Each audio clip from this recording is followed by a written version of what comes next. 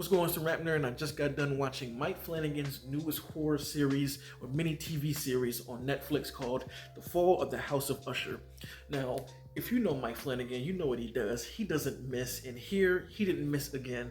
This series is fire. I binge watched it in 2 days, starting yesterday. Just finished it a second ago, like I said, and he's literally one of the few, I might even say only, directors that makes me binge watch his whole series because they're just so gripping.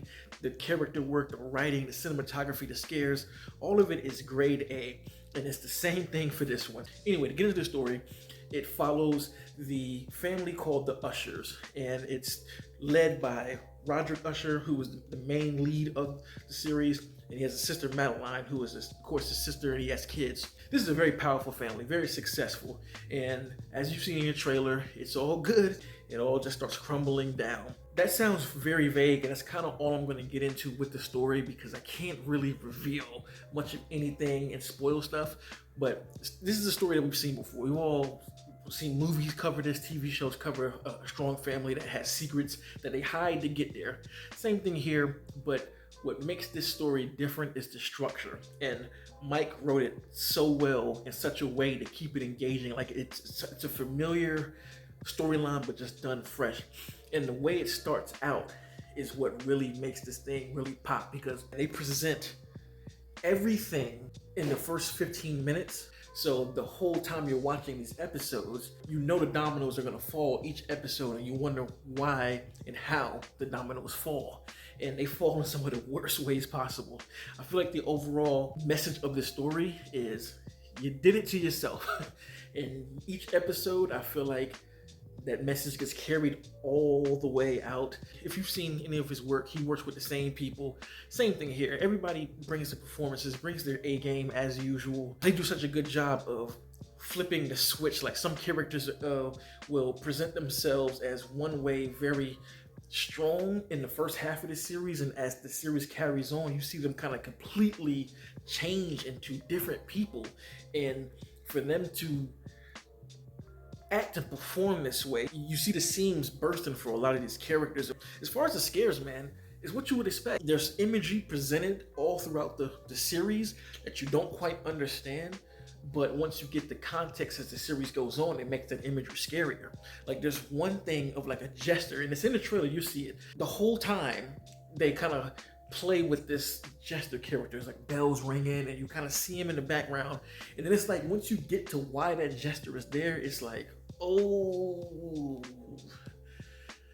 Carla Gugino here, she destroys this thing. She is, words not gonna do her justice. She has this charisma about her that is very haunting but comforting at the same time. And she really flips the switch on and off depending on the situation that she's in. Like there are moments when she's super mysterious, and then there are moments when she's just straight up scary. Like there's one scene that involves some apes in like a room, and she does something in there that's just like frightening. And just the way that she carries herself and the type of speech she uses is very intellectually damning, you know, like the things that she says to characters, it's like if somebody would have chopped you down like to the floor, but they say it in such a way that can't be refuted. That's kind of the way she speaks throughout it. Cinematography here again, it's gorgeous. So much richness in tone and color in the film, as you would expect. Heavy on the black levels, of course. I love that look. And the dialogue is very poetic throughout. This is based off of a short story by Edgar Allan Poe. So he finds ways to sneak in exact quotes from the story. But even outside of that, there are so many gems, so many lines that just work. And the writing is done so well. Some of the demons from Roderick and Madeline, you see surface in the kids, because the way that they do it is they kind of do flashbacks throughout. So you'll see a stream storyline of what's going on, but it'll flash back to a few moments, which is, it sounds crazy, right? You're like, all these flashbacks, but it just works because of what I said earlier. In the first 10 minutes, set everything up flawlessly, and it just turns into such a great story. Like I said, the writing and the structure is what really makes this thing work so much. And I don't want to say anything because I don't want to give any of it away. I just love how the character arcs all kind of find their way into the present. Things being said in the past to Roderick and Madeline find themselves in the present with their kids, and they even find themselves saying certain things, and it's just Easter egg after Easter egg that gets paid off. It all comes full circle in the last episode.